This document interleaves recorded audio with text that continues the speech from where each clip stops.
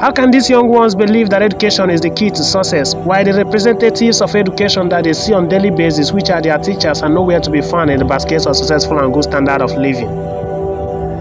How can they believe that education is the key to success, while the teachers who are imparting the knowledge and beliefs into them always appear in shambolic attire because they can't afford numerous and expensive clothes? Tell me, how can they believe why 80% of graduates around them who are through with their educations are still jobless?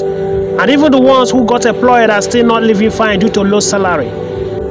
In the ancient Nigeria, the gentlemen in suits and ties were the rich ones around, while most of the men with dread, tattoo and earrings were just touts. While in the Nigeria of today, the men with dreads, tattoo and earrings are the rich ones around, while the gentlemen in suits and ties are the poor ones around. The table has turned around and even the quote is turning as well.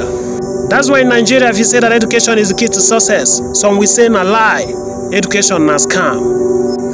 Why wouldn't they believe that education na scam while most of our students are at home for some months now doing nothing due to ASU strike while our government is feeling reluctant over it?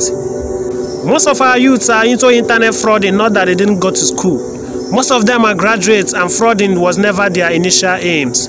But if they should use their certificate to look for jobs, they won't see any. And even if they succeed and got employed as civil servants, they'll still be in the cycle of poverty because their salaries will be too small.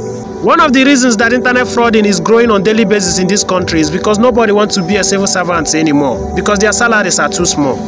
The standard of living now are far beyond what their salaries can afford. And trust me, nobody wants to be poor.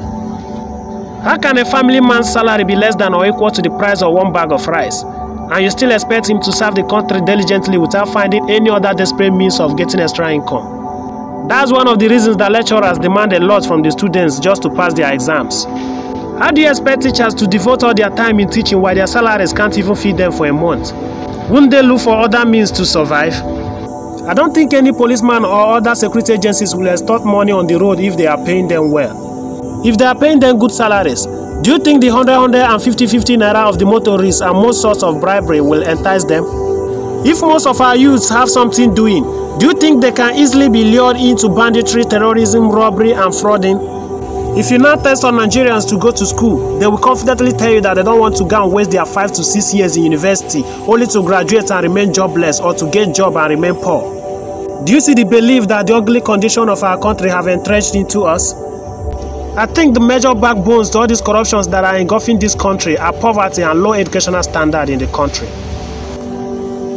And how can these hazardous backbones be broken?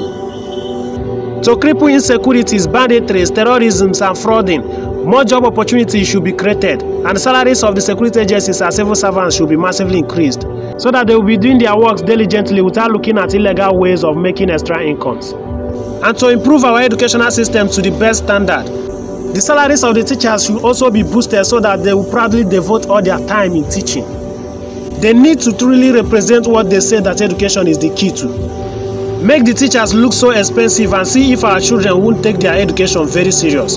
Because they will be eager to graduate and be rich like their teachers and other civil servants. Unlike now that they are eager to drop out from school to join fraud in order to be rich like other fraudsters.